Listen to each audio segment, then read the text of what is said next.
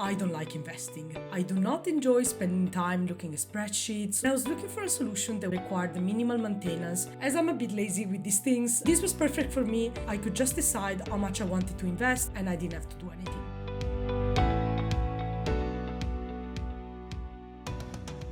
In this video, I'm going to share how I invested my first £1,000 with minimal effort using Nutmeg's diversified portfolios. Back in 2020, I'd been working in finance for a few years, but I had not invested a single pound. I grew up in a family that taught me a lot about saving, but their idea of investment was to put all of that into real estate or maybe just keep it under the mattress. When I started working in finance, though, I realized that most of the people that I was surrounded with came from families that started investing for them since they were very little or even when they hadn't been born yet. So I felt like I had to understand a little bit better why these people were investing and also what results they have achieved. In 2020, so almost 3 years after I started working, I had accumulated enough saving that I felt confident that I could start investing a portion of it. For my first investment, I decided to use Nutmeg. Let's start by saying that I don't like investing.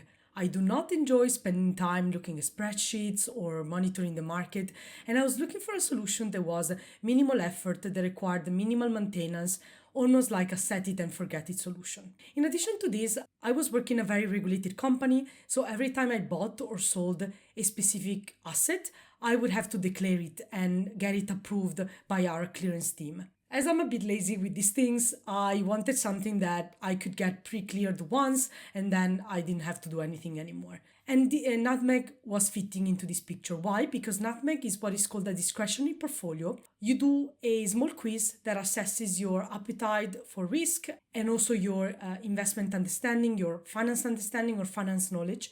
And then they assign you to a specific portfolio that is managed either in a passive way by a robot, so the so-called robo-advisor, or there is partially actively managed, meaning there is someone that sits behind the scenes and then every quarter or every 6 months or every year, they rebalance the portfolio, meaning they sit down and they understand if they need to change the allocation, increase certain portions or decrease others. So this was perfect for me because I could just decide how much I wanted to invest and then someone else was basically taking care of creating a well-diversified portfolio and I didn't have to do anything. What I did is that I first invested a lump sum and then I set up a direct debit from my current account of a specific sum to invest every month automatically. This is called dollar cost averaging and it's a very effective strategy for many different reasons. First of all, it allows you to set it and forget it for real, but really go a little bit against our instinct of being forgetful and reduces the friction to have to decide every single month, how much do I want to invest? When do I want to invest? Do I even have enough money to invest? And really automates the whole process so that every month I was sure that a certain amount of money was being invested in my account and I didn't have to think about it. The second reason why dollar cost averaging is good is more of a technical one. Dollar cost averaging allows you to not time the market. So effectively, you don't need to worry about the fact that the market is going up and down because as you invest regularly, sometimes the market is going to be up, sometimes it's going to be down. So you're going to take advantage of both the highs and the lows and effectively kind of smoothen out your performance. Some people argue that over the long term, dollar cost averaging is a worse strategy because you cannot always buy when the market is low and take advantage of when the market is high.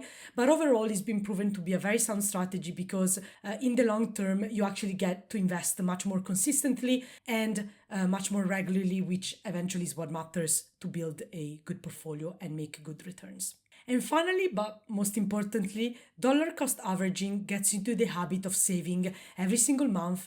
Because it's automatic, you need to make sure you have enough money into your bank account because otherwise you're going to go in red.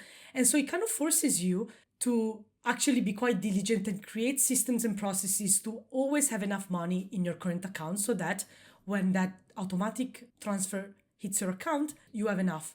So throughout my journey with Nutmeg, so I've invested now for 3 years, I've actually changed my strategy once. So I started investing with something that is called a managed portfolio, meaning there is actually someone that is rebalancing my portfolio every once in a while.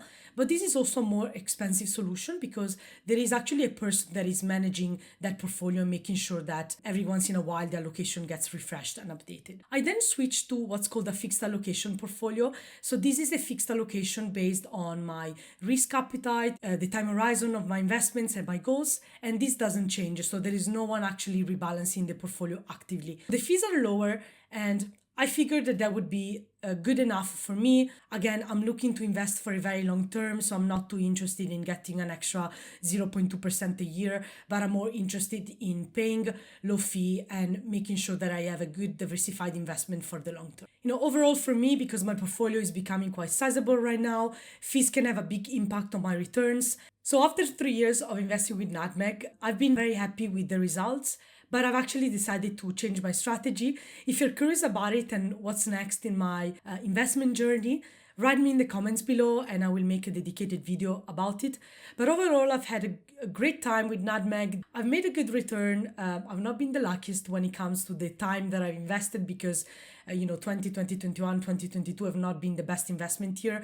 But overall, it's been a good use of my time and a good use of my money. And I'm really excited to continue my journey to invest and grow my portfolio.